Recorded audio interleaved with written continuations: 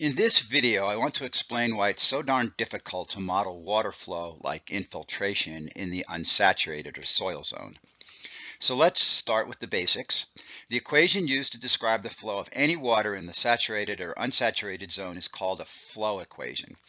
A flow equation marries two other equations, one which describes how water is driven through the medium, called a mass transfer equation, and another that is a mass balance equation.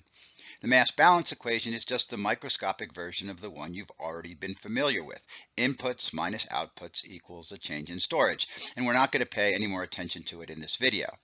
The mass transfer equation is Darcy's law, which is a diffusion type equation that says that water flow depends on the gradient of hydraulic head. Darcy's law can be written in several ways, but here's the way that Darcy himself wrote it when he derived it based on his experiments. It says that the discharge of groundwater with the symbol Q, it's the same symbol we used before for the discharge of a stream, equals the product of the hydraulic conductivity with symbol K, the cross-sectional area with symbol A, and the hydraulic gradient, which is sometimes just given the symbol I. Discharge is measured as volume per time. We commonly use CFS, cubic feet per second in the US, or meters cubed per second in the rest of the world. And since Q is a volume, it depends on the size of the area through which water is flowing. That's the area. The hydraulic conductivity, remember, is the property that describes how easily water can pass through the medium. A very fine-grained medium like clay will have tiny pores that exerts lots of friction, and it will make it really hard for water to pass through it.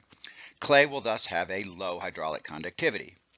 A medium like gravel, on the other hand, has great big connected pores that will offer little resistance to the flow of water and will have a high hydraulic conductivity. When the pores are all saturated with water, like they are in the groundwater zone, Darcy's law is actually not all that hard to solve. This is because the hydraulic conductivity K is essentially a constant for any given medium like clay or gravel, and the head depends on the elevation and the pressure and nothing else, and those things are easily measured.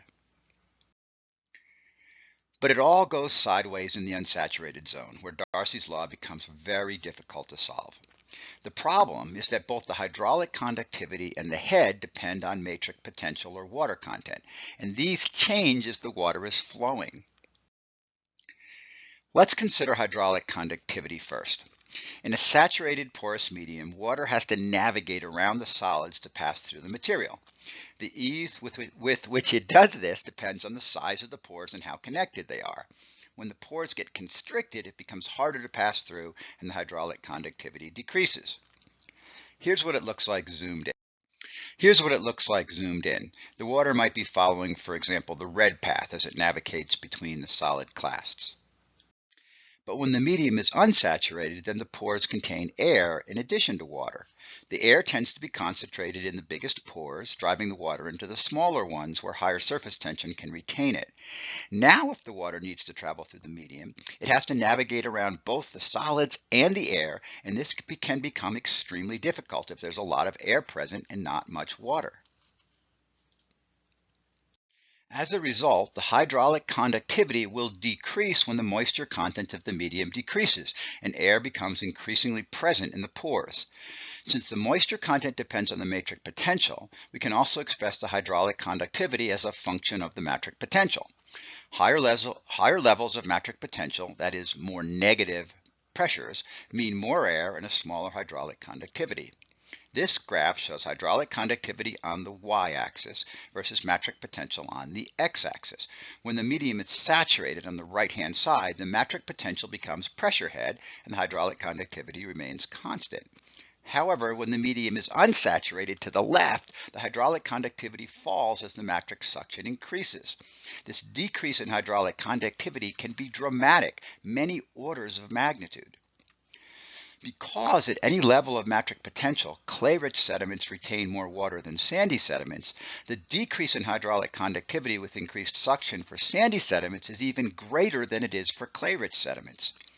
At moderately high matrix suction, almost all of the water is sucked out of sand, making it extremely difficult for water to navigate through the few remaining water paths.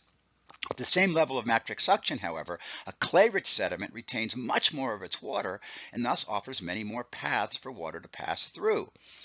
The result is that while sand has a much higher hydraulic conductivity than clay when saturated, as the degree of undersaturation increases, the situation reverses, with unsaturated clay-rich sediment having a higher hydraulic conductivity than unsaturated sandy sediment.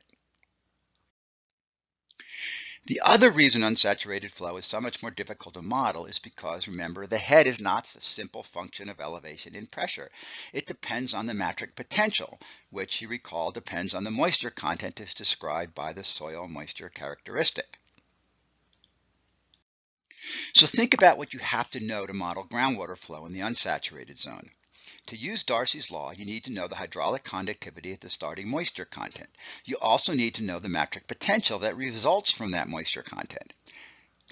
Use this to predict how water is going to move.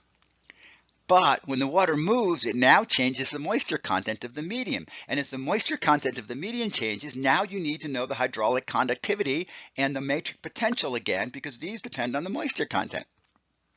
This complicated process is what happens in Richards' equation, which is the equation that combines Darcy's law for unsaturated media with the mass balance equation.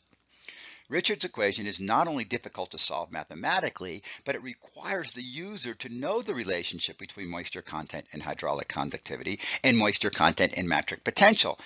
And these relationships are simply not known for many materials.